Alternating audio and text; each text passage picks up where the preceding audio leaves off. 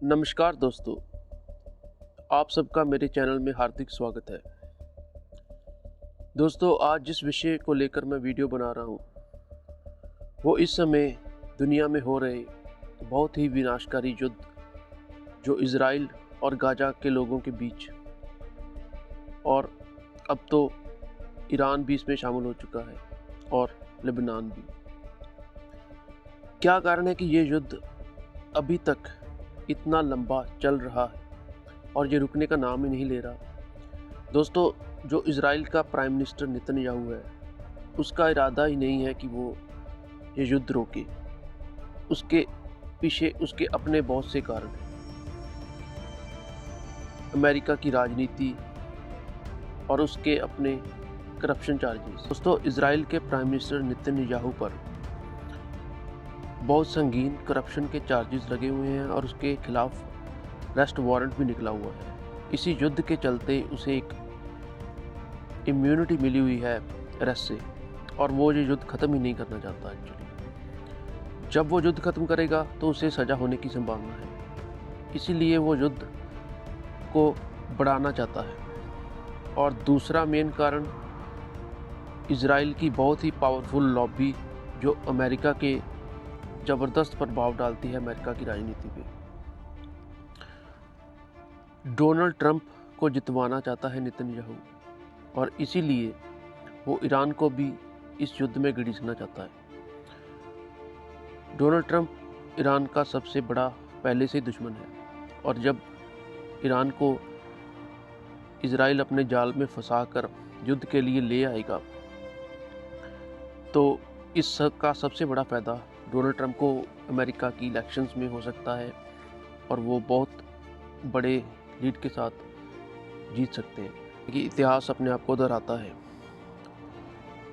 वही इतिहास आज फिर से अपने आप को दोहरा रहा है। जिस तरह से अमेरिका के रेड इंडियंस की यूरोपियंस ने नस्लकुशी की, उनको उनकी ज़मीनों से, उनके कल्चर से, उनके ही मुल्क से उनको निकाल कर मार डाला और उन्हें मजबूर कर दिया कि वो एक छोटे से स्टेट, ज़मीन के टुकड़े इंडियानापोलिस में जाकर रहें।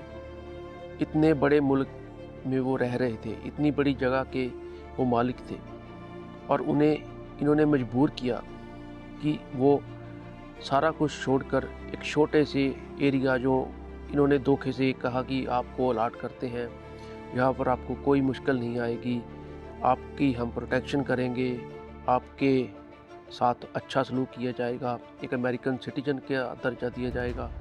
लेकिन वो सब वादे झूठे निकले और उन्हें आखिर में वहाँ से भी ख़त्म किया गया। वही चीज़ आज अमेरिका इज़राइल के थ्रू मिडल ईस्ट में भी करना चाहता है। अमेरिका ने 1803 में इंडियन रिमूवल एक्ट नाम का एक कानून बनाया था। इस कानून में क्या था? इस कानून में वो सारी चीज़ें लिखी गई थी कि किस तरह से यहाँ के मूल निवासियों को उनकी अपनी ज़मीनों से खदेड़ा जाए और उन्हें बेसहारा और लाचार कर दिया जाए कि वो आगे से अपनी मालकी ही छोड़ दें।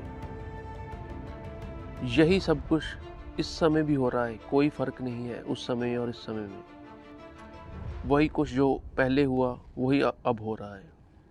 फ़र्क ये है कि तब यहाँ पर इतना इलेक्ट्रॉनिक मीडिया, जहाँ लाइव सोशल मीडिया नहीं था, अब तो सब कुछ आंखों के सामने हो रहा है, तो आ रही है। ना उस समय दुनिया कुछ कर पाई, ना इस समय कुछ कर पा रही है, क्योंकि ये हालात ही ऐसा बनाते हैं कि अगर कोई अपनी ज़मीन के लिए, अपने राइट्स के लिए आवाज़ उठाता भी है तो उसे दहशतगर्द करार दे के ये जो करते हैं उनको ख़त्म कर देते हैं। जॉर्ज वाशिंगटन है, वो खुद कहता था कि मैंने 120 रेड इंडियंस को बहुत ही एलिगेंट तरीके से ख़त्म किया, जिसकी जो डॉलर पर फ़ोटो है जॉर्ज वाशिंगटन।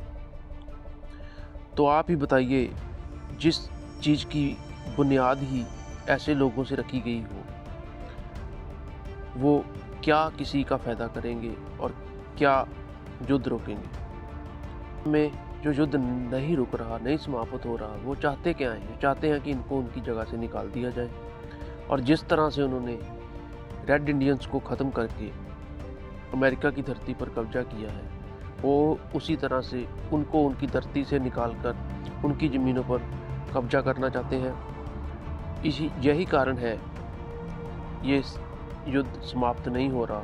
तक दुनिया में ये चीज़ रहेगी कि एक रेस दूसरी रेस से सुपीरियर है, तब तक शांति नाम की कोई चीज़ दुनिया में नहीं हो सकती। पावरफुल जो भी लोग हैं, जो स्टेट है, जो कंट्री है, वो जो भी अंडर डेवलप कंट्रीज़ थी उनका शोषण किया, जैसे ईस्ट इंडिया कंपनी ने इंडिया के साथ किया। तो दोस्तों, आज के लिए इतना ही। अगली वीडियो में किसी ऐसे ही विषय के साथ मिलूँगा। तब तक के लिए इजाज़त दीजिए। खुदा हाफिज़। Thank you.